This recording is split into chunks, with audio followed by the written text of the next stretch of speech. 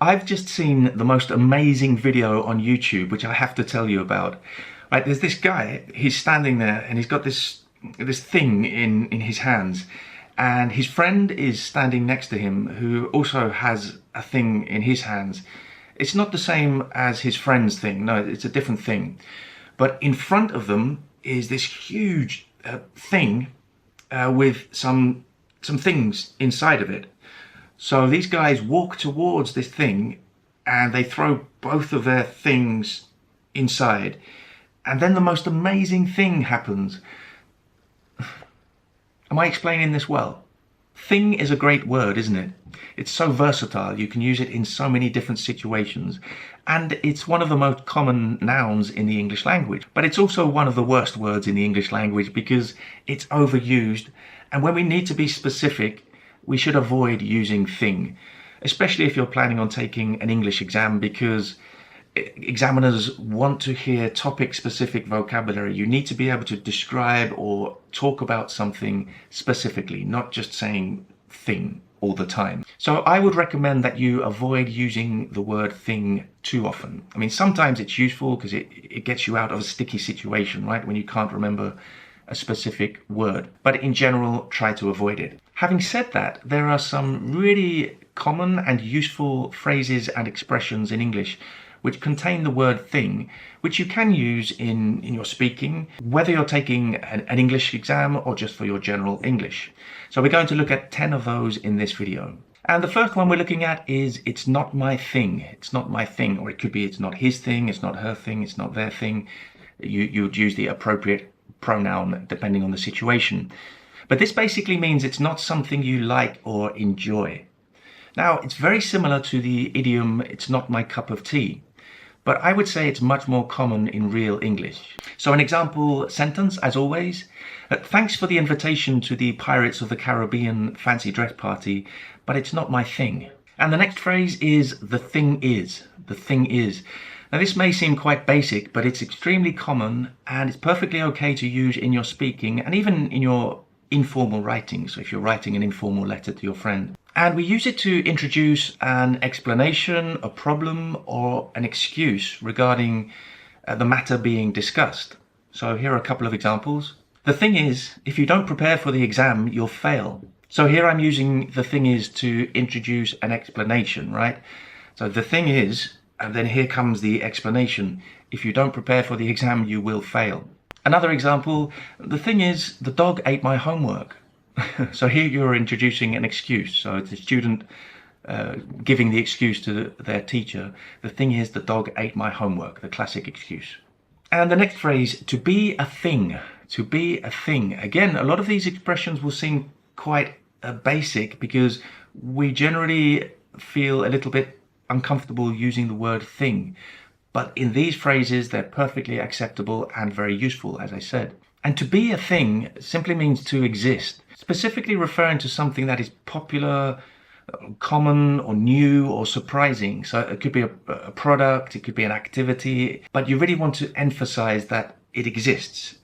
Again, you need examples to really understand this one. Apparently, self-driving taxis are a thing in China now. So self-driving taxis are a thing. They exist in China now. It's something new and surprising, but they exist. So they are a thing. Another example, I think I had man flu last week, but I'm not even sure that's a thing. So man flu is this special flu that women don't have, only men have because we suffer more.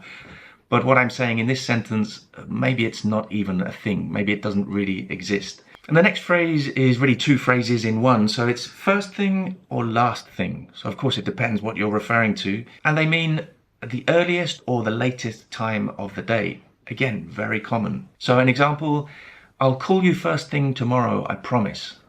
I'll call you first thing tomorrow, I promise. So you're speaking to someone the day before, obviously, and you're saying that you will call them at the earliest possible moment tomorrow. So maybe not the moment you wake up, maybe you'll have breakfast and a shower, but you know, at an early time of the day. So I will call you first thing tomorrow, I promise. Another example, I like to watch Ben's videos last thing at night because they help me sleep. I hope my videos aren't that boring that they make you sleep, but some people have told me that they like to watch my videos late at night. So last thing in the day, last thing at night is the last moment. Not necessarily literally the last moment before you sleep, but it's very late in the day. Now, the next phrase is extremely common. You may be familiar with it, but it's worth mentioning here. It's how are things? How are things? Or often you'll hear how's things? How's things? And these phrases just mean how are you? It's asking how are you? How are you doing? Now, you may have noticed I've given you two options. How are things is the grammatically correct form, of course, but often you'll hear how's things, which is grammatically incorrect, but many people use it in real English. You know, native English speakers don't always follow the rules that the grammar books teach. I would recommend that you do follow the rules, but be prepared to hear some grammatical inaccuracies in real English. And the next phrase is the next big thing.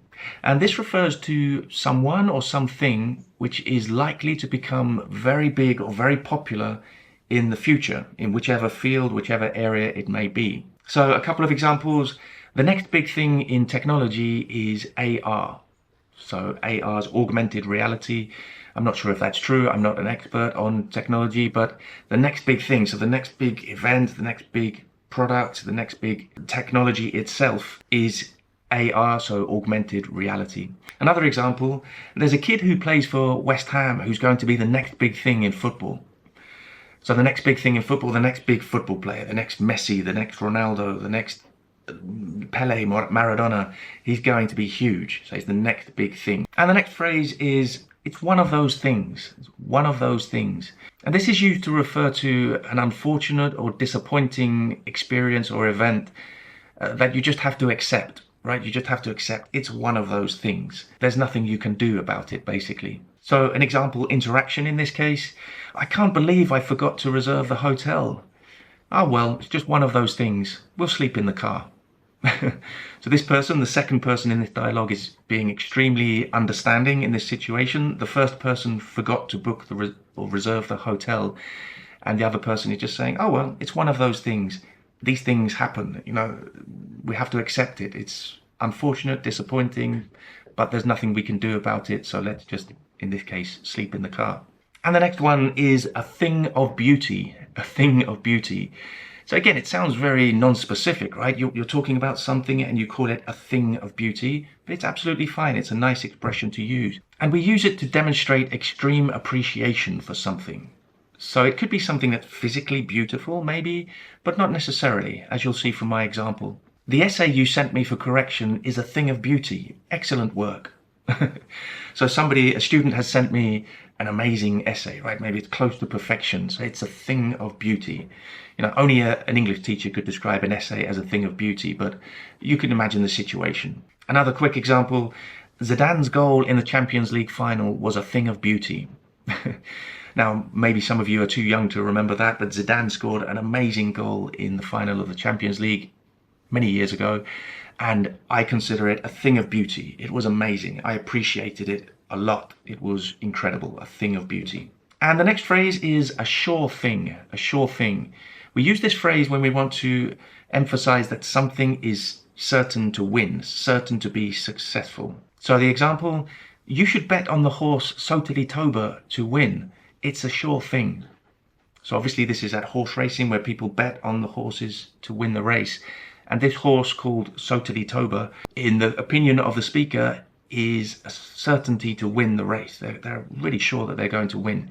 It's a sure thing. There's no doubt about it. And I wanted to finish this video with a nice phrase, a really nice expression. Actually, it's more of a proverb. And it's, good things come to those who wait.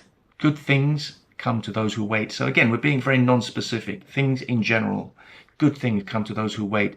So this basically means be patient. Some things take time, so just wait. Good things come to those who wait. So well done for waiting until the end of this video. Hit the like button if you liked it. I noticed that when I ask you to do that, you actually listen to me and you do it. So thank you very much for that. And watch this video next for more useful vocabulary. And I'll see you very soon for another video.